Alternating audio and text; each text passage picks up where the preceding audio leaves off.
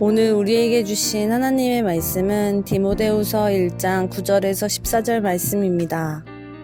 하나님이 우리를 구원하사 거룩하신 소명으로 부르심은 우리의 행위대로 하심이 아니요 오직 자기의 뜻과 영원전부터 그리스도 예수 안에서 우리에게 주신 은혜대로 하심이라. 이제는 우리 구주 그리스도의 예수의 나타나심으로 말미암아 나타났으니 그는 사망을 패하시고 복음으로써 생명과 썩지 아니할 것을 드러내신지라. 내가 이 복음을 위하여 선포자와 사도와 교사로 세우심을 입었노라. 이로 말미암아 내가 또 이 고난을 받되 부끄러워하지 아니함은 내가 믿는 자를 내가 알고 또한 내가 의탁한 것을 그날까지 그가 능히 지키실 줄을 확신함이라.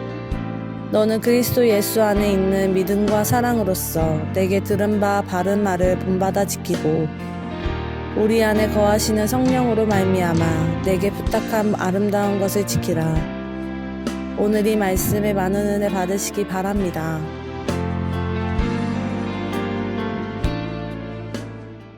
어제 이제 나눠본 우리가 첫째 부분인데, 첫째 부분의 첫 번째 메시지는 어떤 것이었는가 하면, 첫째, 하나님이 우리를 구원하사, 하나님께서 우리를 구원하셨다. 이 일종의 복음의 기초적인 시작입니다. 복음의 시작은 무엇인가 하면 하나님이 우리를 구원하셨다는 거죠. 여기서 제일 중요한 것은 구원을 주관하는 존재, 말하자면 주체는 누구이냐? 하나님 자신이라는 거죠. 인간이 구원을 뭐 어떻게 할 수 있는 문제가 아니고, 구원은 오로지 하나님의 의도대로, 즉 하나님의 뜻대로, 하나님이 원하시는 대로 행하는 하나님의 일하심이라는 거죠. 이 점이 굉장히 중요하다고 말씀을 드렸어요. 그래서 구원은 내가 노력해서, 인간이 노력해서 받을 수 있거나 이루어질 수 있는 일이 아니고, 오직 하나님의 선택과 하나님의 뜻과 하나님의 결심에 의해서 우리에게 주어진 것이라는 거죠. 이런 의미에서 우리는 이것을 하나님의 역사란 말은 한자어인데요, 쉽게 얘기하면 하나님의 일하심입니다. 하나님이 일하신다는 거죠.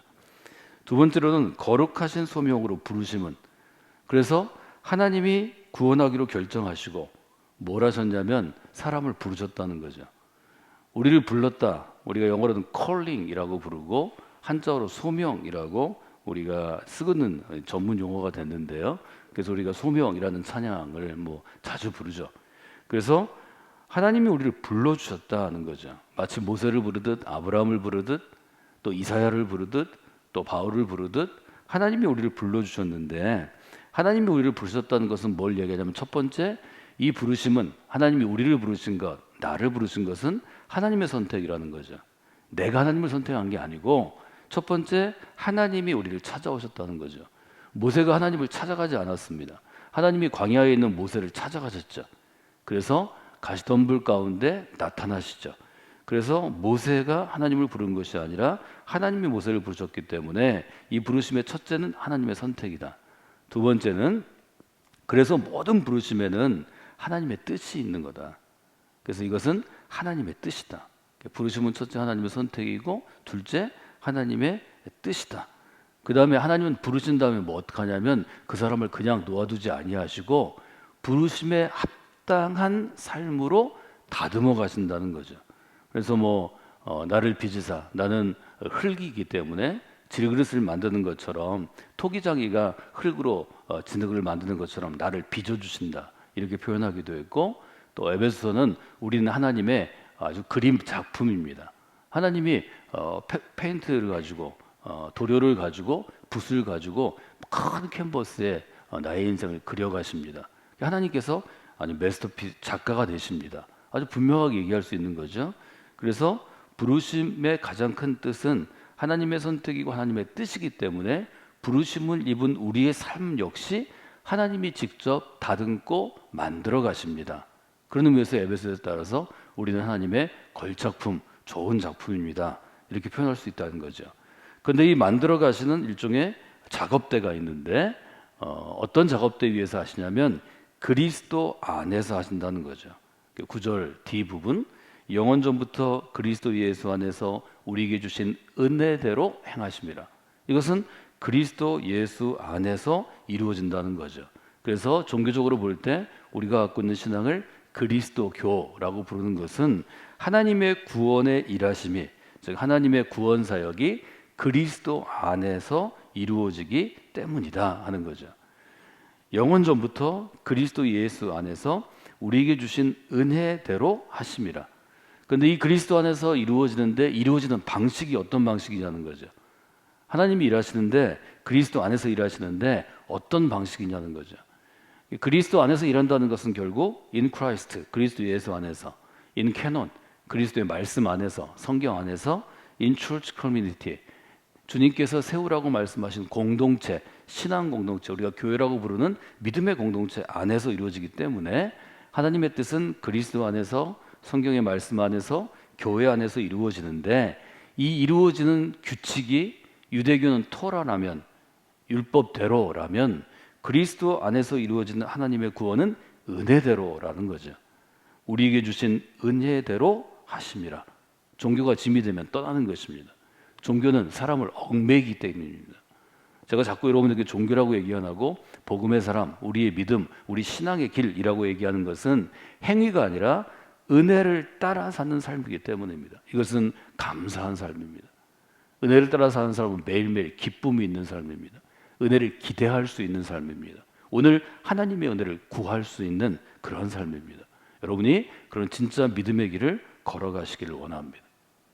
이 양대 기둥, 율법에 의한 구원이냐 은혜에 의한 구원이냐는 지금 우리가 고민할 문제가 아닙니다. 우리는 오직 은혜로 구원받은 사람들입니다. 이것은 바울의 고민이었습니다.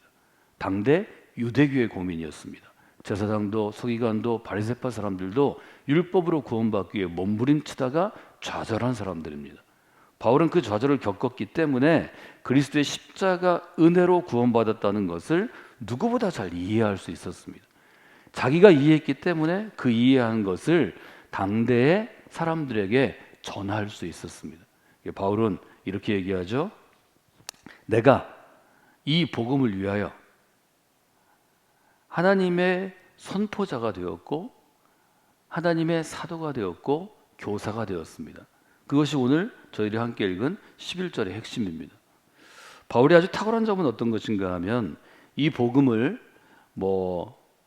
율법 위에 강대상 위에 있는 복음, 회당 안에 있는 복음, 성전 안에 있는 복음, 또 아니면 서기관들, 율법학자들, 신학자들의 복음으로 두지 아니하고 우리의 복음으로 만든 것입니다. 말하자면 개인화 시켜줬습니다.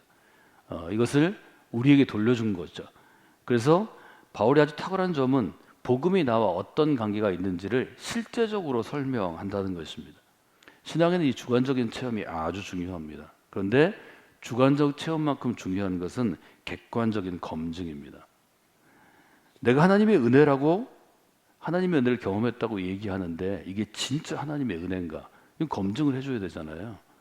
이 검증하는 역할이 신학의 역할입니다. 그리고 그 검증하는 균형, 밸런스를 잡아줄 수 있는 게 교사들의 역할이죠. 즉 목회자의 역할입니다.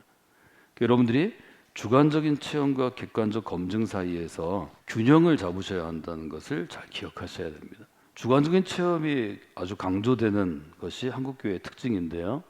대부분의 주관적인 체험들은 사실은 신학적으로 검증해 보면 나는 그렇게 받아들일 수 있지만 다른 사람에게 강요할 수는 없습니다. 주관적인 체험의 약점은 어떤 것인가 하면 내가 경험한 것을 너도 해라 이렇게 할 수는 없습니다. 그런데 여기 바울을 보면 13절에 너는 그리스도 예수 안에 있는 믿음과 사랑으로 내게 들은 바 바른 말을 본받아 지키고 이렇게 되어 있습니다. 여러분이 다른 사람들에게 적어도 복음으로 권면하거나 복음을 증언하기 위해서는 검증이 된 주관적인 체험을 갖고 있어야 합니다. 그것만 얘기하시는 것이 사실은 안전하고 교회에 유익이 되고 다른 성도에게 유익이 되고 내게도 유익이 됩니다. 바울 사도는 이런 점에서 탁월한 교사입니다. 바울은 학문적인 가르침에 머물지 않고 개인의 체험을 분명하게 고백하고 그 개인의 체험을 객관화시켜서 다른 사람도 그렇게 할 수 있도록 시켜서 나를 본받는 자 되라고 도전합니다. 그래서 13절에 너는 그리스도 예수 안에 있는 믿음과 사랑으로 내게 들은 바 바른 말을 본받아 지키라 이렇게 얘기할 수 있는 거죠. 내가 이런 사람이었는데 그리스도를 핍박하던 유대교의 열심 당원이었는데 열심 분자였는데 내가 그리스도의 은혜를 체험하고 내 안에 내적인 이런 변화를 경험했고 내가 놀라운 경험을 경험한 다음에 나는 이런 사람이 되었다. 어떤 사람이 되나요? 11절에 이렇게 얘기합니다. 내가 바울 자신이 무엇을 위하여? 복음을 위하여 선포자와 사도와 교사로 세우심을 입은 사람이 되었다. 오늘 제가 설명하고자 하는 것은 바로 11절입니다. 바울은 세 가지의 삶을 살았다고 표현합니다. 첫째는 선포자입니다. 선포자는 옛날에 전쟁에서 쓰는 일종의 군대 용어 혹은 군사 용어입니다. 선포자의 원래 뜻은 전령이라고 표현할 수 있습니다.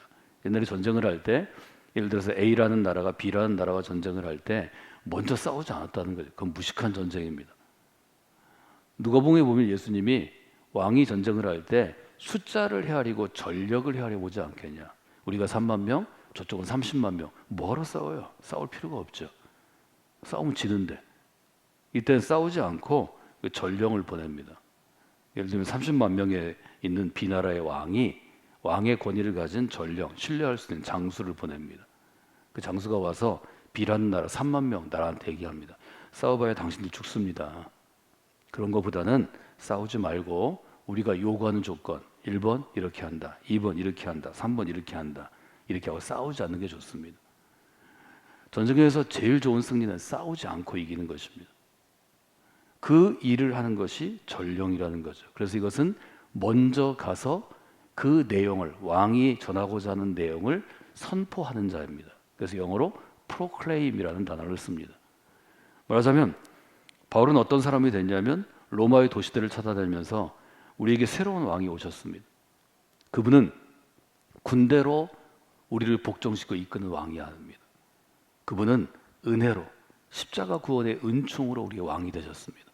그분의 나라, 새로운 그리스도가 다스리는 하나님의 나라가 이 땅 가운데 이루어질 것입니다. 그 이야기하는 것을 바로 이 캐륙스라고 불리우는 군대의 전령으로 이해했다는 거죠. 그것을 받아들이는 사람도 있고 받아들이지 않는 사람도 있었습니다. 대부분이 받아들이지 않았죠.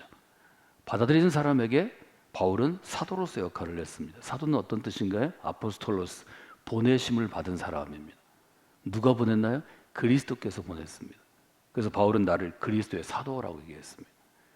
그리스도에게 사도를 보낼 때는 예수님이 제자들을 파송할 때 내가 나의 능력과 권위를 너에게 준다 한 것처럼 두 가지를 갖게 됩니다. 하나는 그리스도가 갖고 있는 권위, authority를 갖게 됩니다. 그래서 바울은 권위 있게 가르친 것입니다. 또 하나는 능력을 주십니다. 예수님이 갖고 있던 능력을 바울에게 주셨습니다. 그 바울이 기적을 행한 것입니다. 권위와 능력을 겸하여 주십니다. 그래서 이것은 마치 주님을 영접하듯이 나를 영접하는 것이 중요합니다. 그래서 우리가 교회 안에서 목회자를 존중하게 여기는 것입니다.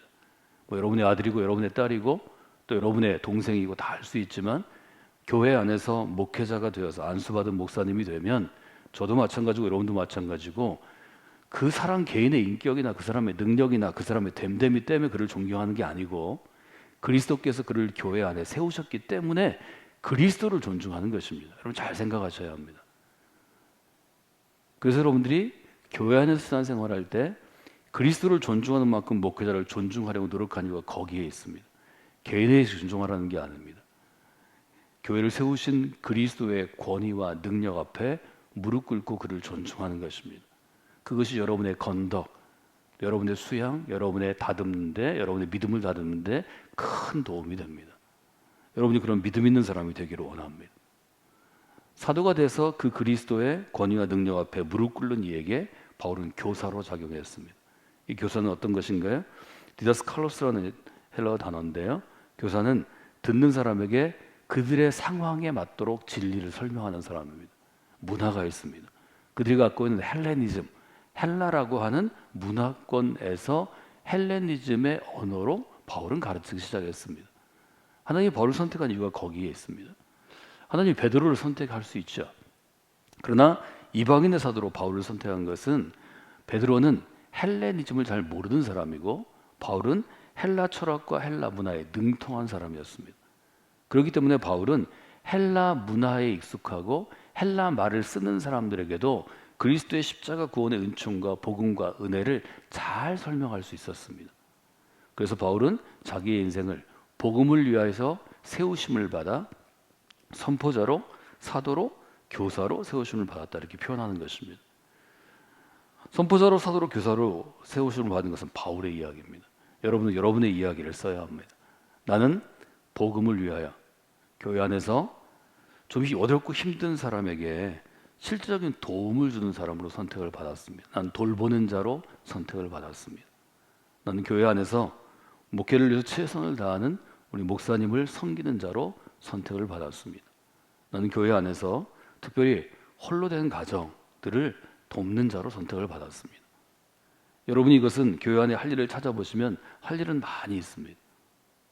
그 할 일 중에서 꼭 해야 되는 일, 다른 사람은 좀 힘들고 어려워서 안 하는 일, 다른 사람은 귀찮아서 안 하는 일, 이 일 하나 붙잡으셔서 그 일에 세우심을 받았다고 고백할 때 여러분의 믿음은 몇 단계 성숙할 수 있습니다. 여러분 그리스도인들이 다 부족한 사람들입니다. 그러나 그리스도인으로 세우심을 받았다고 고백할 때 하나님의 은혜를 깨달을 수 있습니다. 그 은혜 때문에 오늘 우리가 그리스도로 살아가는 것입니다. 이 땅에 과연 어떤 자가 내가 오늘 그리스도를 본받는 자 되겠다고 호기롭게 외칠 수 있습니까? 그는 그날 죄 많이 질 겁니다. 우리는 그냥 놔두면 죄 가운데로 걸어갈 사람인데도 불구하고 하나님이 선택해서 불러주신 것뿐입니다. 그래서 오늘 아침에도 마음도 불편하고 오늘 아침에도 우리가 그리스도로 사는 언어나 행동이 되지 않지만 한번 살겠다고 결단하는 것입니다. 그럼 하나님이 도와주실 거 아니겠어요? 그런 마음으로 살아가는 게 신앙생활입니다. 여러분 그리스도인 된 거 잘난 체 하지 말아야 합니다. 그리스도인 됐다고 너무 고집 부릴 필요 없습니다. 그리스도인 된 것은 오직 하나님의 은혜가 내게 오늘 임하기를 원하는 것뿐입니다. 은혜가 좀 더 풍성히 임하면 조금 더 그리스도인다워지는 거고, 그날 내가 강팍하고 잘못돼서 악한 마음에 좀 눌리면 그날은 정말 나쁘게 사는 겁니다. 여러분 오늘 하나님의 은혜가 풍성하게 임하는 날이 되기를 원합니다. 하나님의 은혜를 따라 사는 분들이 되십시오. 그것이 믿음으로 살아가는 길입니다.